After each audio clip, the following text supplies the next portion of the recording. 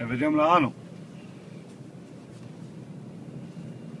Cum am spus, și ăsta e alul român din Brașov.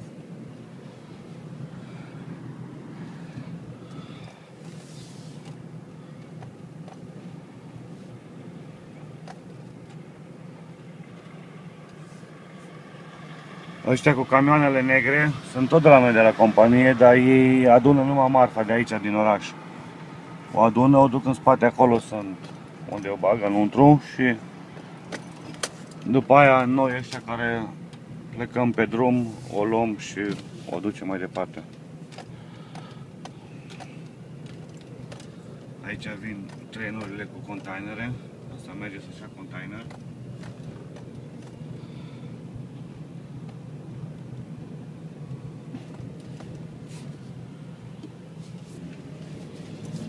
Am făcut și eu un stop, parcă aș fi profesionist.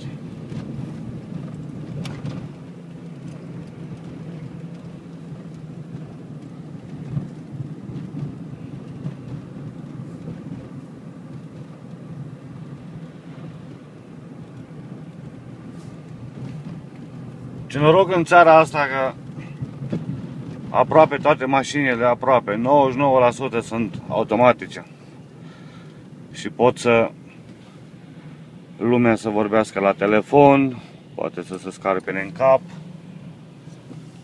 poate să facă ce vor ei. Dacă ar fi mașinile ca în Europa cu schimbător, sincer vă spun, cred că 75% din americani mai bine ar merge cu bicicletele.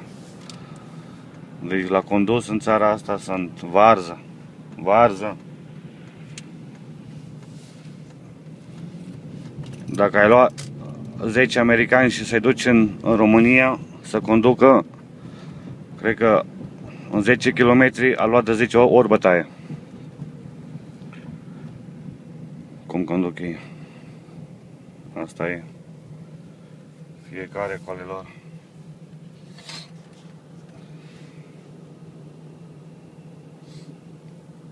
De obicei pe aici e plin de mașini, plin de un trafic de te doare capul, dar na. Azi în ajunul Crăciunului nu mai sunt așa mulți.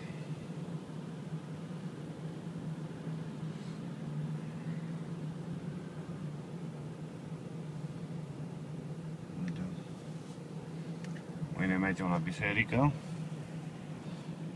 și pe urmă plecăm în vacanță. Mergem o săptămână la schi.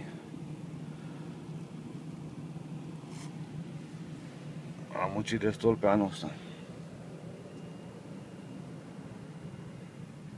Da, ajunge cât am muncit.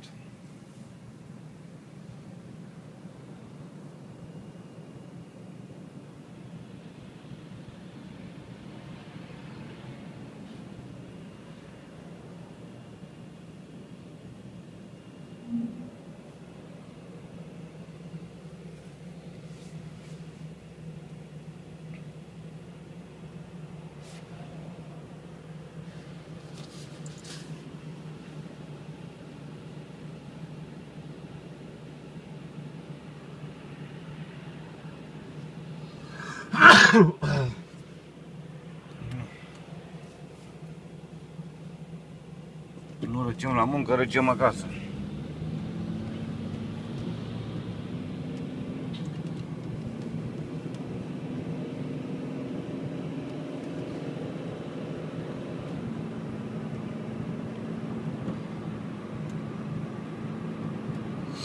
Aici pe dreapta e o parcare mare de camioane, iară, unde parchează șoferii când vine acasă.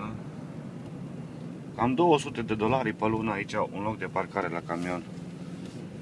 Mie mi se pare cam mult, dar asta e. N-ai ce face.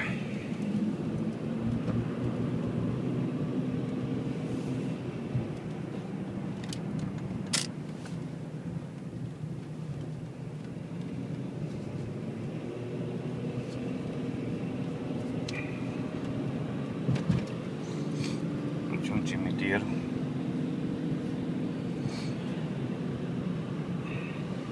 mergem pe lângă autostradă ca să nu avem neplăceri, că se mai întâmplă să mai fie câte un accident, ceva, nu știu ce, și pe urmă stai acolo îți vine rău.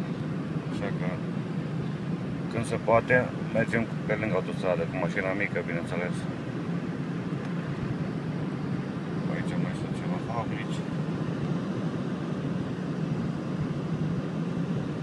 Da, păi cum am spus, și autostrada e aproape goală. Aici, într-o zi normală de muncă,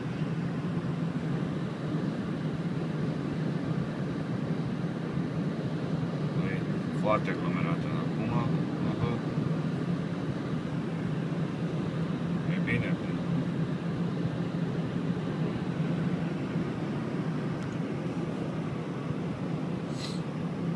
Aici pe stânga vine Felixul, una din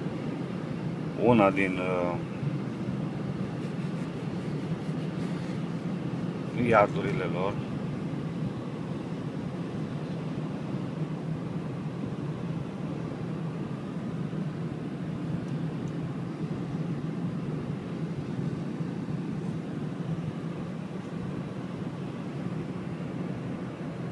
Și pe dreapta aici sunt multe companii.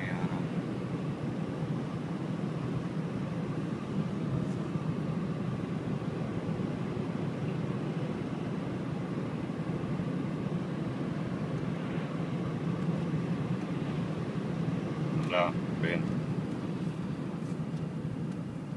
Câteodată mă gândesc, cred că au o cameră undeva acolo și când vede când vin eu, parcă se schimbă în roșu, mamă.